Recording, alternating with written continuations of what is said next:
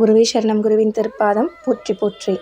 இந்த முருகன் கோயிலில் 17ஆம் நூற்றாண்டில் அந்த கோயில் நிர்வாகிகள் எல்லோரும் சேர்ந்து பஞ்சலோக உற்சவ சிலையை செய்ய முயற்சி செஞ்சுருக்காங்க. அந்த நேரத்தில் என்ன நடந்தது பார்க்கலாம் வாங்க. சிறந்த சிற்ப வல்லுநர்களால் இரவும் பகலுமாக இந்த முருகர் சிலை வடிவமைச்சிட்டு வந்திருக்காங்க. அந்த நேரத்தில் என்ன ஆயிருக்கு தெரியுமா?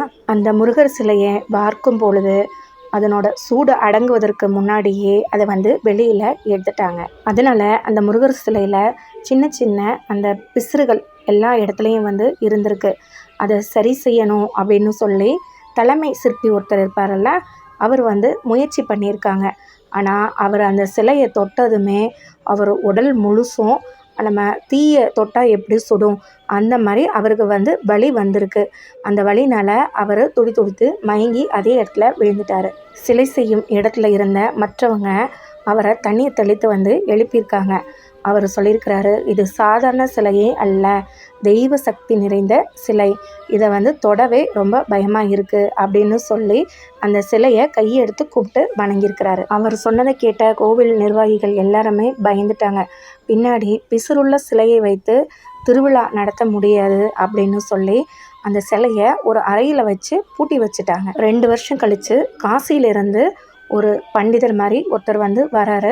அவர் ரொம்பவே ஞானம் பெற்றவர். அந்த கோயில் நிர்வாகிக்கிட்ட கேட்குறாரு, உற்சவர் சிலையை அவர் பார்க்கணும் அப்படின்னு சொல்லி. கோவில் பணியாளர், அர்ச்சகர் அவங்க எல்லாரும் சேர்ந்து அந்த காசியிலிருந்து அவர்கிட்ட சொல்கிறாங்க. இந்த சிலையை பற்றி எல்லாமே சொல்கிறாங்க. இந்த மாதிரி சிலை சிதற்கும்போது இதெல்லாம் நடந்தது அப்படின்னு சொல்லி. ஆனாலும் அவர் அதுக்கெல்லாம் பயப்படாமல் அந்த சிலையை நான் பார்க்கணும் அப்படின்னு சொல்லிட்டு உள்ளே போய் பார்க்குறாரு.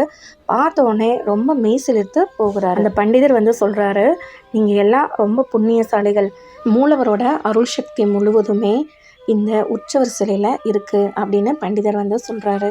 இந்த சிலையை ஒளியால் செதுக்க முடியாது, நம்மளோட ஆத்ம சக்தியால் தான் சுத்தம் செய்ய முடியும் அப்படின்னு சொல்கிறாரு. அதற்கு பிறகு அந்த சிலையை சுற்றி ஒரு திரையை கட்டி விட்டுட்டு மந்திரங்கள் எல்லாம் உச்சரிக்கிறாரு. அவர் மந்திரங்கள் உச்சரிக்க முருகர் மேலே இருந்த பிசுறுக்கள் எல்லாமே உதிர்ந்து தானாக விழ ஆரம்பிச்சது. அதற்கு பிறகு பார்த்தா அந்த முருகர் சிலை அப்படி ஒரு ஜொலிஜொலிப்போட சக்தி அதிகமாக காணப்பட்டது. சரி, இவ்வளவும் சொன்னமே, அந்த முருகர் எங்கே இருக்கிறாரு?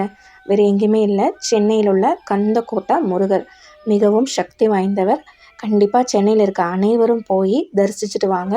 அந்த முருகரோட அருள் கண்டிப்பாக உங்களுக்கு கிடைக்கும். உங்களுடைய வேண்டுதலையும் அவர்கிட்ட வைங்க. இந்த கோயிலில் ஒவ்வொரு செவ்வாய்க்கிழமையும் பன்னீரால் அபிஷேகம் செய்யப்பட்டுருக்கு. அது ரொம்ப ரொம்ப விசேஷம். இதனோட பார்ட் 2 வீடியோ நாளை பார்க்கலாம். நன்றி.